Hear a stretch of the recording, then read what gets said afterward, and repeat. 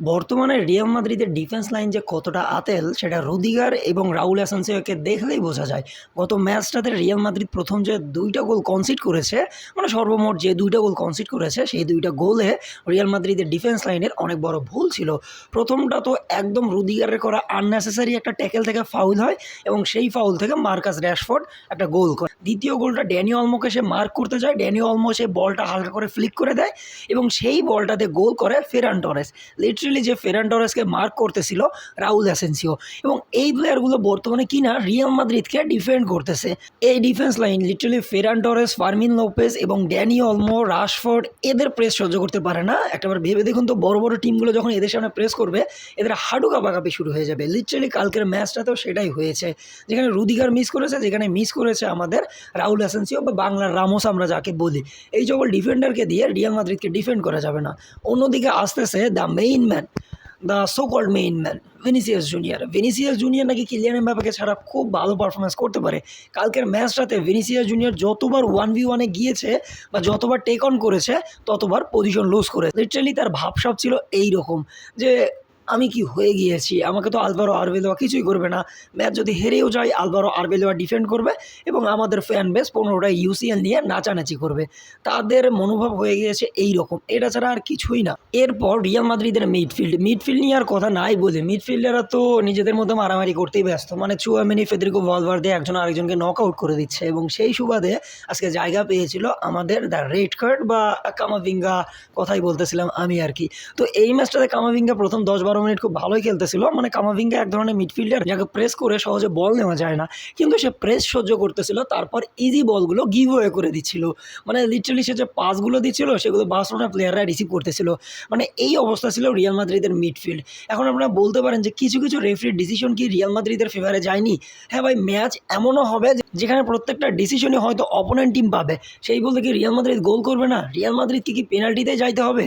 Real মাদ্রিদের এই খারাপ অবস্থা এসে গিয়েছে যেখানে রিয়াল মাদ্রিদের প্লেয়াররা গোল করতে পারতেছে না। অনেকে বলতেছে যে আমাদের কিলিয়ান এমবাপ্পে না থাকলে রিয়াল মাদ্রিদ ম্যাচ সহজেই জিতে আসে, কারণ গঞ্জালো গার্সিয়াও গোল করে, ভিনিসিয়াসও গোল করে। তো এই ম্যাচটাতে কোথায় ছিল গঞ্জালো গার্সিয়ার ফিনিশিং, কোথায় ছিল ভিনিসিয়াস জুনিয়রের ফিনিশিং? Totally sheet.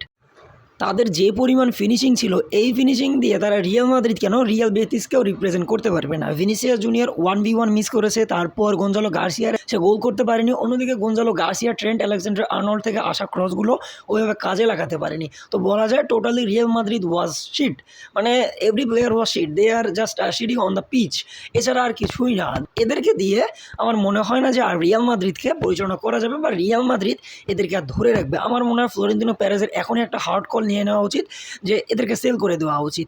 মানে এদের থাকার চাইতে না থাকা ভালো। ওই যে বাংলা একটা কথা আছে না, যে দুষ্ট গরুর চাইতে শূন্য গোয়াল ভালো। এখন আমার মনে হয় রিয়াল মাদ্রিদের মিনিমাম 7-8 জন প্লেয়ারকে সেল করে দেওয়া উচিত, এটা এছাড়া আর কিছুই না। এর পরবর্তীতে আস্তে আস্তে বার্সেলোনা। এখন বলতে পারেন যে এই ম্যাচটাতে বার্সেলোনা অনেক অ্যাগ্রেসিভ খেলেছে। ভাই সকল টিমই তাদের হোম ম্যাচ একটু ভালোই অ্যাগ্রেসিভ খেলে এবং আমি স্টার্টিং লাইন আপ দেখে বুঝে গিয়েছি যে আজকে বার্সেলোনা একটু বেশি ফিজিক্যাল খেলবে, কারণ ওখানে ছিল গাভি, দেখতে ছোটোখাটো হলেও মানে পিটবুল টাইপের খেলোয়াড় যে সবাইকে বুলি করতে ভালোবাসে। তো বোঝাই যাচ্ছিল যে বার্সেলোনা বুলি করবে এবং তারা সেটাই করেছে। আর করবেই না কেন, তারা যদি লিটারেলি এই ম্যাচটা জিতে যাইতো তারা লা লিগা সেলিব্রেশন করতে পারতো এবং তারা ম্যাচটা জিতেছে, তারা রিয়াল মাদ্রিদকে ডমিনেট করেছে, তারা ট্রফি সেলিব্রেশন করেছে। তো আমার মন খারাপ হয়েছে একটা বিষয়, সেটা হচ্ছে প্রথম 45 মিনিটে আমরা 2টা গোল দেখতে পেয়েছি এবং আমি ভেবেছিলাম যে বার্সেলোনা হয়তো আবারও 4টা গোল মারবে এবং আমি ওটাই এক্সপেক্ট করতেছিলাম, কারণ অবস্থাটা এমন হয়ে গিয়েছে যে প্রতি ম্যাচে 3-4টা করে গোল খাইতে খাইতে 2টা গোল আর গায়ে লাগে না, এইরকম হয়ে গিয়েছি আমরা রিয়াল মাদ্রিদের ফ্যানরা। আর রিয়াল মাদ্রিদের প্লেয়ারদের কথা আর নাই বললাম, তাদের গায়ে কিছুই লাগে না, তাদের গায়ের চামড়া গন্ডারের মতো হয়ে গিয়েছে। তাদের সামনে তাদের কোর রাইভাল তাদেরকে হারিয়ে লা লিগা সেলিব্রেশন করতেছে এবং প্লেয়াররা লিটারালি হাসতেছে। আর আমাদের তো রয়েছে একজন চাটুকার কোচ যে বলবে যে দিস ইজ মাই ফল্ট। যদি কালকে ভালভার্দের যমজ ছেলেও হয়ে যায় তাও বলবে দিস ইজ মাই ফল্ট বা আমার কারণে হয়েছে। এটাই হচ্ছে রিয়াল মাদ্রিদের কোচ।